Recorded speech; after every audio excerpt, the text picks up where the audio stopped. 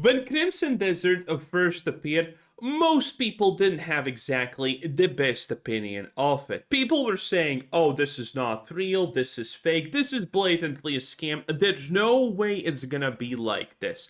And it's honestly understandable, because when this game initially dropped, we had a lot of examples of games that looked absolutely way too good to be true, and surprise, surprise, all of them pretty much were almost fake. Games that had absolutely amazing trailers, and then they gave us gameplay footage, which was typically 1 second splices of parts of combat that, if you analyze them, did not exactly look good.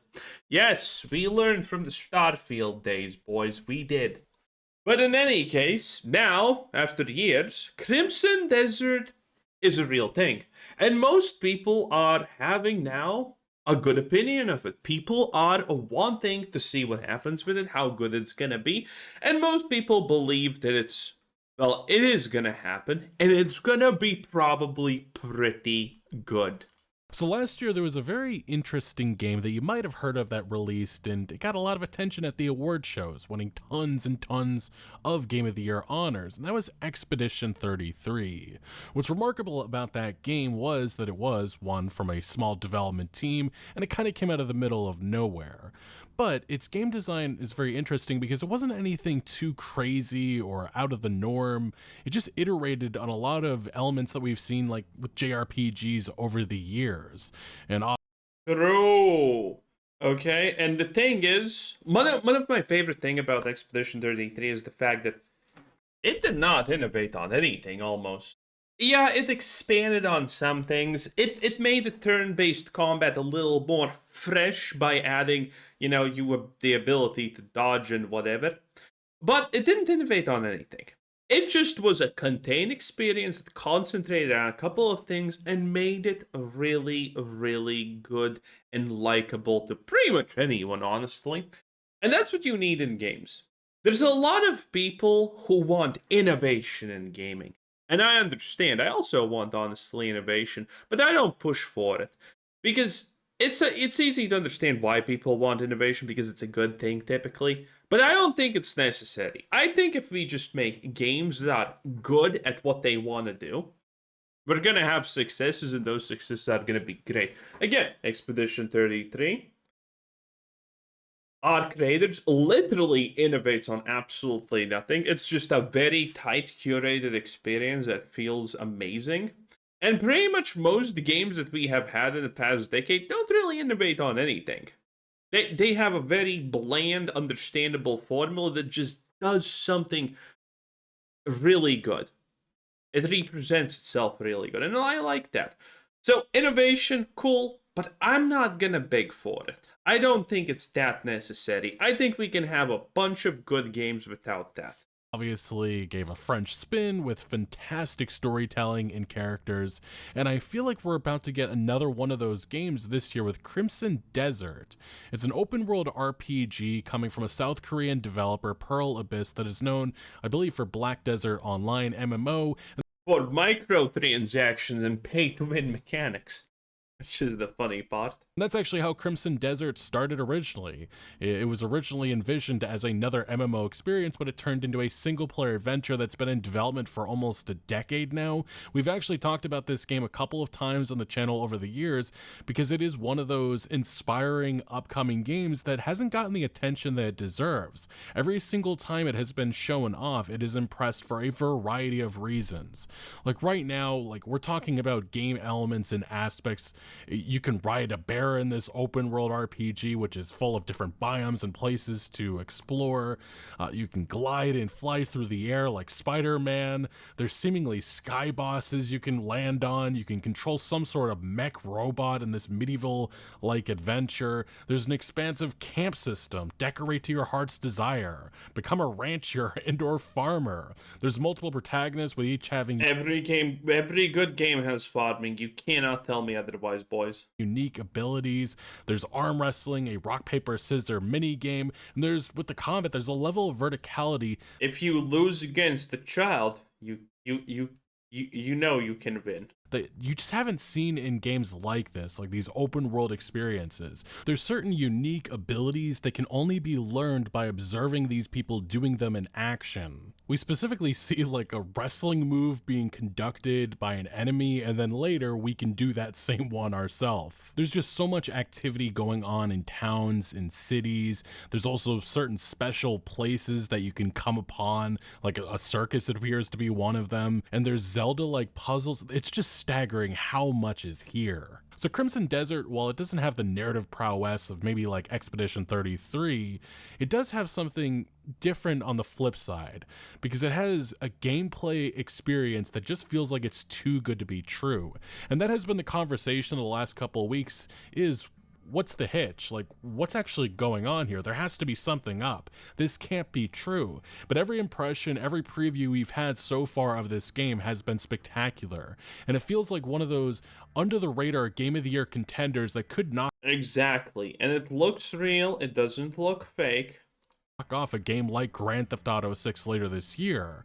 But again, there's still a lot of people in the back of their mind saying, is this too good to be true? Because Yeah, I mean, look at this. This has to be real because it's too scuffed to try to appeal to a mass audience. when you look at this entire package, the gameplay experience, the narrative, which is supposed to be like 50 to 80 hours with the main story content, it's just grabbing a lot of elements that we've seen in other open world adventures. Like the narrative, say what you will, it sounds like it was taken straight from, or at least inspired from, Red Dead Redemption 2 and The Witcher 3. So these developers clearly looked at a lot of things that worked with some of the most popular games of all time and said, you know what, let's put this into a complete package and let's use our own game engine, which if it holds up and it actually performs how it looks in the gameplay showcases and such, this might be one of the most impressive games in years, especially at a time in which we've had so many disastrous releases with so many performance issues. But that is one big question mark, because when you look at the gameplay, when you look at the visual fidelity, you see all of the things that are in motion, everything that is happening, there is a clear question of, is there going to be issues here? Is this too good to be true in that regard? And that is one of those things that's going to remain until players finally have access to this game. But the reason why I bring up the comparison to Expedition 33 is because the package was familiar, but it overperformed because of the narrative prowess. And I think with Crimson Desert, on the flip side, it's really the gameplay here. It shows so many different paths to really enjoying the gameplay. It's not just like you can engage in combat with tons of different moves and actions and such, which that definitely is clear within the gameplay. I mean, you're going to be able to use a mech robot in a medieval setting. It's really like they said, is this fun? Yes, we're going to do it anyway. Now, if People are just gonna love it from the fact that this is your arena. There's a bunch of enemies, and well, have fun. Just beat them silly. And that's what people like. That's what I like. This is going to be enjoyable. And there's a multitude of playable characters that all have, well, unique-ish. Not the, I guess not the biggest, most unique things, but they feel unique enough, okay? Characters that can do all of this. It's going to be great. it doesn't make sense in terms of narrative, storytelling, and such, only time will tell. But there's just so much going on here that I'm impressed. It has made a damn point. But at the same time, that skepticism that so many people have felt with the triple Yeah, look at that. That's my girl right there with a long sword. Not bad. point. But at the same time, that skepticism that so many people have felt with the AAA games industry has set in. And that's not going away until finally those reviews launch. And even then, I'm sure some people are still going to be like, I'm going to be cautious about this. And that was a feeling that a lot of people had with Expedition 33, and that's bled over the last number of months, which there's been endless conversations, overrated, underrated, and such. And I wonder if this is going to happen, because with Expedition 33, it just looked like a normal game. It didn't look like a great hit. It just looked like a generic normal game. I remember covering it before it came out. I said, well, there's a couple of things wrong with this. It does look decent, but it doesn't look anything spectacular per se. I have no idea about anything else. It just looks decent, okay? It doesn't look the best. It doesn't look the worst. It's gonna be mediocre. Turns out the Expeditions 33 pull was, well, the story. The story. And the bosses, technically. And there was no way to tell that before the game launched, which is rare nowadays. With this, I think we see enough, and I think people like it enough. Sure, that could happen here with Crimson Desert again. But another comparison I just made a second ago was to Red Dead Redemption 2 and The Witcher 3, and I didn't bring that up for just that specific reason, because the developers are very much wearing that comparison as a badge of honor. That is clearly the inspiration here. And it's obviously not just those games, it's other open world games. I mean, you can look at some of the scenery, some of the biomes, it looks like it was straight taken out of like Assassin's Creed Origins.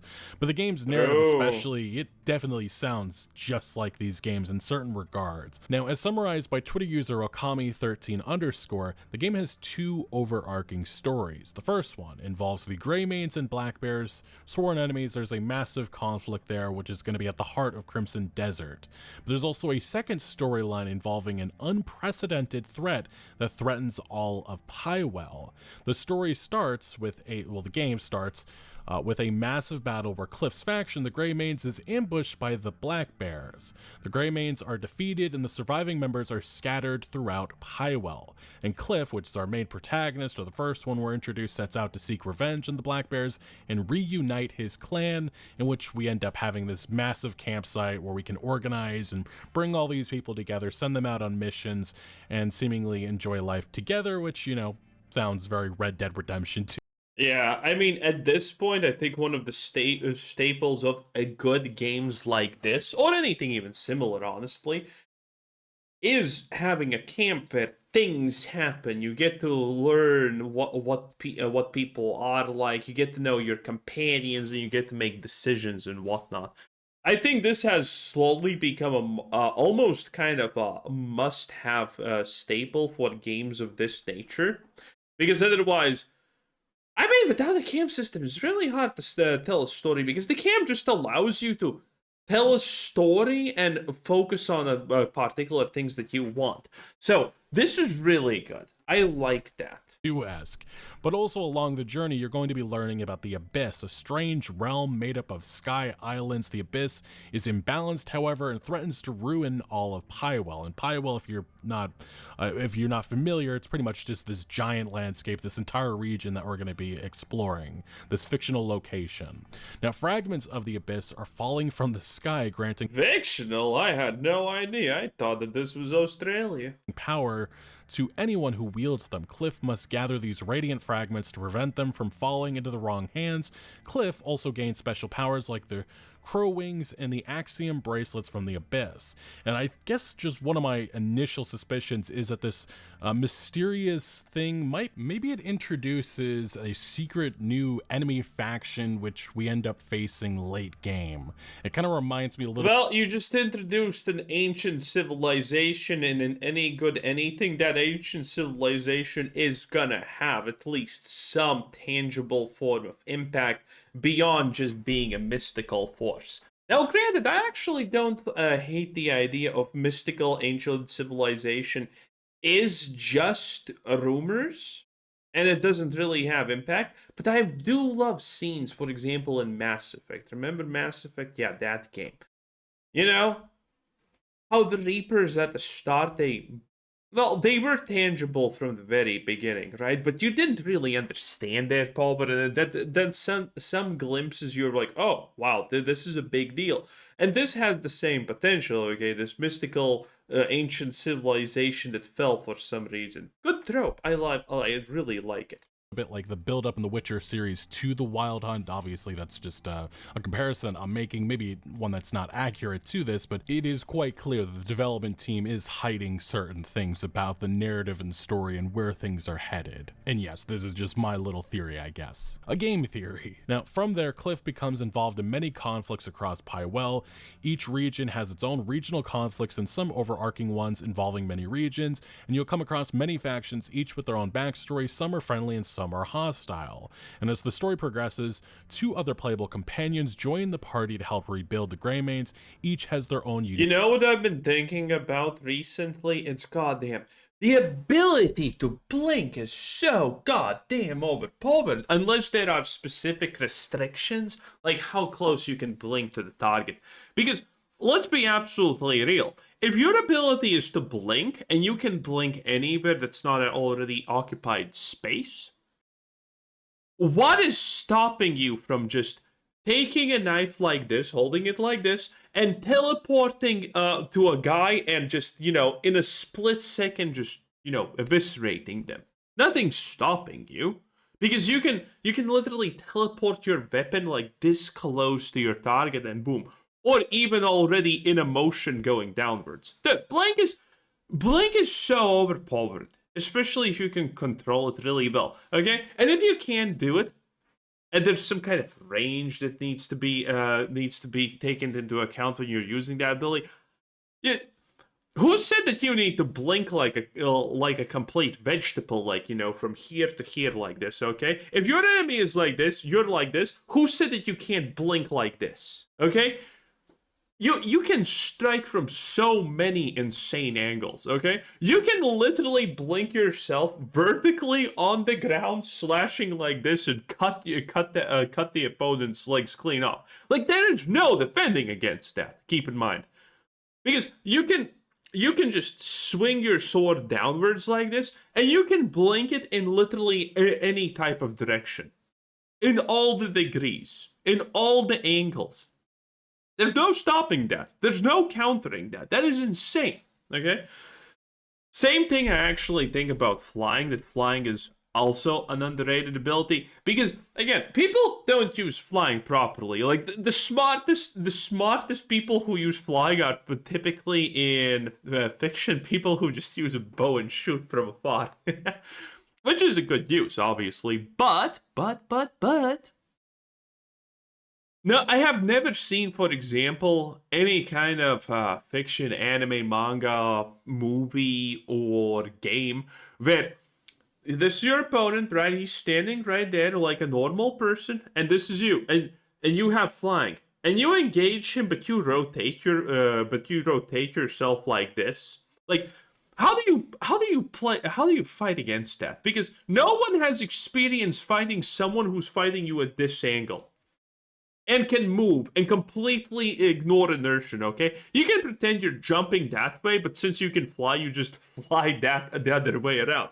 It is so insanely powerful. And yet no one depicts these things to their true power, okay? Like flight and just the ability to blink. The closest we have to someone who's actually using the ability to blink correctly is honestly probably Mob Psycho. You know, that fight, that guy against, like, 5 people? Man, he's using the ability to blink properly, you know? He's confusing the enemies, he's just blinking in and instantaneously landing a punch on you. I think that's the best example of these abilities used properly. Everyone else sucks at it. Okay, that's a complete great rant, me. Playstyle, again, we can take that on and enjoy to our heart's desire. And some powerful bosses are involved with conflicts in many regions, and after reuniting the Greymanes and meeting the different factions, you must all work together to stop the threat posed by the Abyss. It's unclear whether the game will have multiple endings. Some earlier reports of the ending was set in stone, but more recently they've hinted that your choices may indeed affect the ending. And the big thing about Crimson Desert is that the game has changed a lot over the years. This is something that developers have put an emphasis on. They've said that when this game was initially shown with its debut trailer, I think it was around 2019 or so, they said that that's just not relevant to what this game is now. And that makes sense. It's been in development for 7 years. They've clearly iterated in many regards on the design, and right now it looks like it is a bona fide Game of the Year contender here in 2026, and it definitely feels like it is a game that could make a massive impression on this entire games industry, especially with everything that... I wonder if there's going to be an ability to do a pure mage class. Okay, sword and board fun, but I like rogues and mages, okay? It's right now advertising, and if it lands, oh my god, this is going to be the game we're talking about throughout this year. But even right now, the Crimson Desert team continues to release new gameplay videos. This is one of the latest ones, just the draw. If, by the way, this turns out to be fake, I don't know what will I do. Now, again, I don't think it's going to be fake because Black Desert Online has made a lot of money a lot of money. It's a very, very well known pay to win type of game, okay? But you're supposed to spend money. So the fact that these guys just made a game like this is very, very interesting. I don't think it's going to be fake. I have heard no development hell stories about this, nothing. And I mean, if they are faking this much, honestly, hat off to you. Hat off to you if they actually are faking this much. Which again, I don't think they are. But if they are, my god, second best scam in the world. Distance is extremely impressive. The amount going on, I just love how the trees are moving around. This scenery just looks like it's straight out of Red Dead Redemption 2. I love the liveliness to these towns. You even see that in some of the city gameplay. There's just so much going on here that makes me appreciative and also excited for what's to come. Now, it just does need to be mentioned, though, the team they're in the optimization phase, and that right now they are focused on that as the game has gone gold. And they even mentioned off-the-shelf engines weren't able to deliver the uncompromised vision that the team... Oh yeah, this is what I got wrong yesterday when talking about this. I said Unreal Engine 5, but yeah, I forgot that this is not Unreal Engine 5. This is... I knew it, I forgot, because it's been a while since I have talked about this. But yeah, this is their own, some kind of in-house engine that just looks like Unreal Engine 5. Because the particle effects are straight out of Unreal Engine 5. Set forth to create. Cough, cough, cough, Unreal Engine. But look, I've talked about this extensively throughout this video, said so many times, is it too good to be true? This is actually something that the development team has addressed. They were asked this in a recent interview by Luke Stevens. You may know his YouTube channel, and this is what the marketing... Yeah.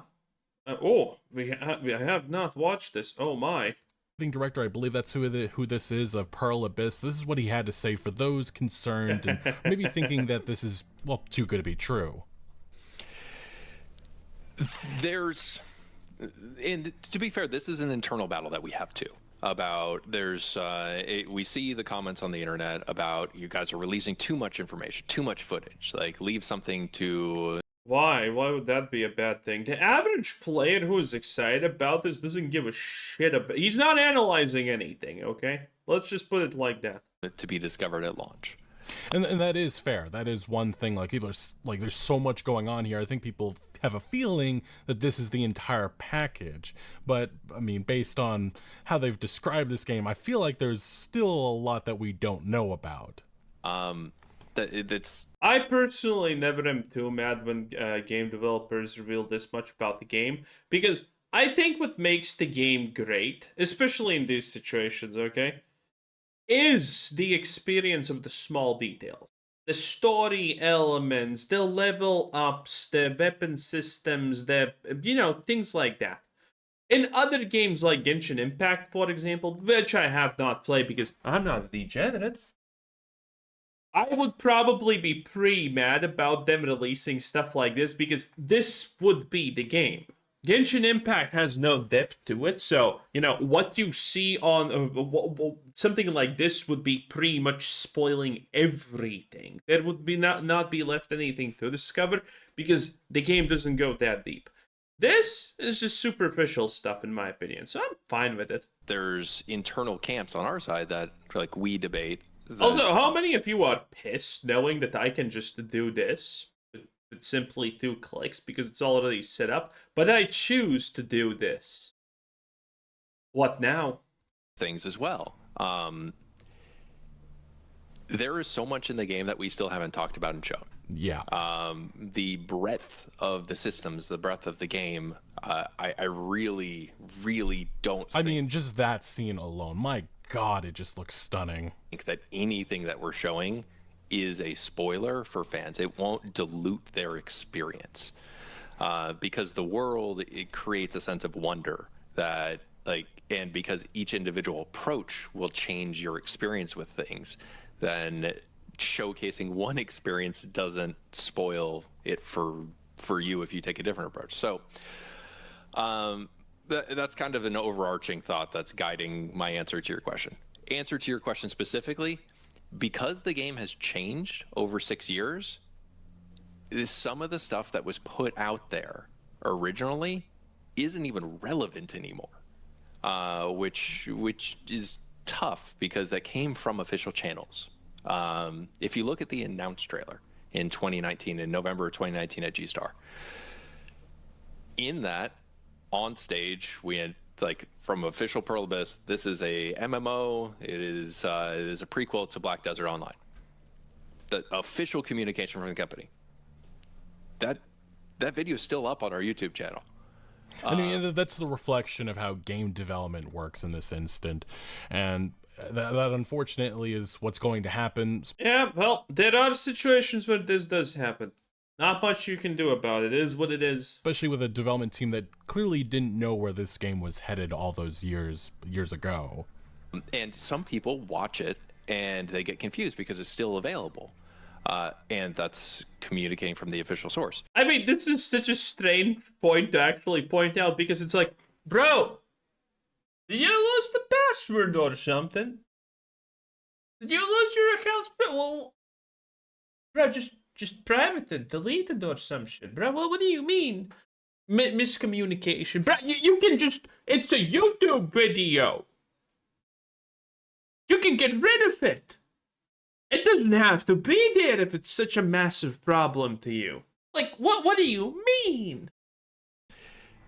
None of those things are true anymore because development has shifted. I've talked about this a lot, about how in order for a game to come into its own, development shifted, and it had the ability to become its own thing and shine in its own way, not be overshadowed by the initial premise that it was being made into. So that's a difficulty, and I think that spurs the conversation of, is this game too good to be true? Because there's different narratives from different time periods. While some of the information from years ago is still accurate and is still relevant to this game, pay attention to the past year. Mm-hmm. Just if you're looking at marketing, if you're looking at videos, pay attention to Gamescom 2024. Yeah, and then that's what I've shown throughout this video. The last one just came a couple of days ago, and the other gameplay, like the newer showcase, is just extremely impressive, and I think that's where the initial thoughts and expectations are being built off of, not necessarily where this game was so many years ago. Yeah, well, I think most people don't really care about that. I personally never actually looked at Crimson Desert when it first was announced, so I don't even care about this stuff. I think most people don't. It's only recently that Crimson Desert has become this ginormous thing that people kind of want to talk about, and that's not even fully true at this point. It's just gotten more relevant. In any case, that was Legacy Kill HD 10 out of 10. Bye!